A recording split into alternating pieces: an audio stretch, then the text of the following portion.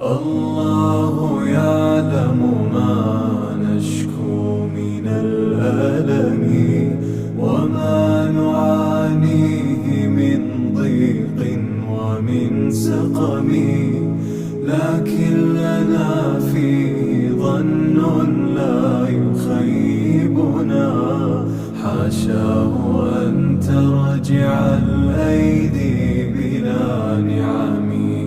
كم جاد من فضله قبل السؤال، وكم أعطى وأغنى بمحض الجود والكرم. الله